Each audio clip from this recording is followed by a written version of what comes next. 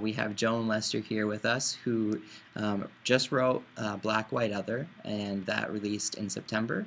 And it's already been reviewed really well by lots of some great people. And I'm not sure how many people know about Joan from our end. So Joan, would you be willing to kind of just introduce yourself and kind of tell us a bit about who you are? I'd be happy to. I've been a writer for a long time, but this is my first novel, and it was just so much fun to write. And I was impelled to write it because I'm a member of a biracial family. I have biracial kids, now grown, but I saw the kind of struggles that they had. And now, with the visibility of our president, who's biracial, that has really bumped up the national conversation about mixed. Some people say mixed race people or biracial, Right. and or multicultural, multiracial, because some people have more than two ethnic backgrounds. And I've written a lot of nonfiction about the topics of race, gender. Those are kind of my areas of expertise. But to put it in fictional form and draw on my own experiences, both as a mom and as a kid myself, because some of the themes that I dealt with, who am I, is certainly something that every kid and every adult, I hate to tell teens, it doesn't all end, once we turn 21. If we keep on growing and expanding and changing, we're always kind of redefining ourselves. But certainly the biggest hump of it comes typically in teenage years. Right.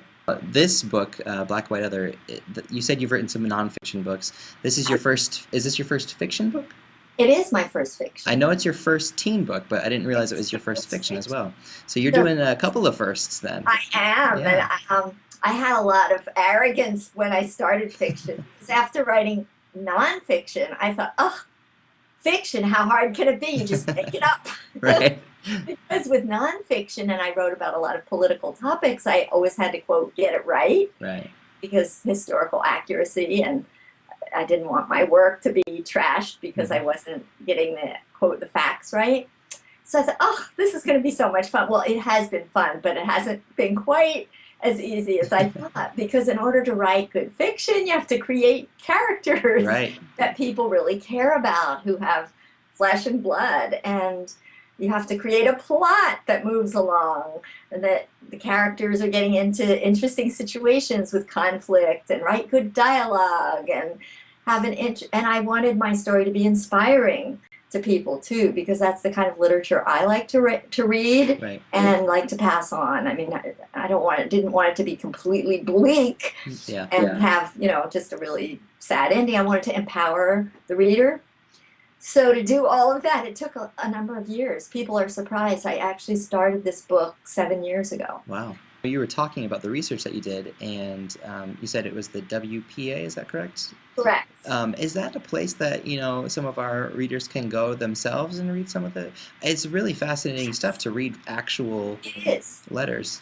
Exactly. It's not letters, it's the interviewers. Okay. Were hired by the federal government. Wow.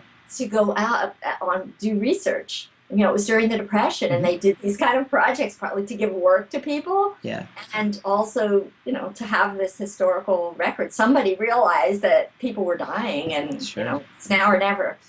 Yes, and in the back of the book, I have a bibliography, and it's an annotated bibliography. So each book that I have in there is described, and these are available in book form. Okay. So I have 2 or 3. That are quite available. Winnie the Pooh, Their Eyes Were Watching God by Zora Neale Hurston, who was a 1930s writer, Charlotte's Web, and Chinua Achebe's Things Fall Apart. He's a Nigerian writer. I think it was at 5? No, that was only 4. You got a couple seconds more. Quick, sneak one in. The Brothers Karamazov by Dostoevsky. Very good, very good. Nice job. Thank you.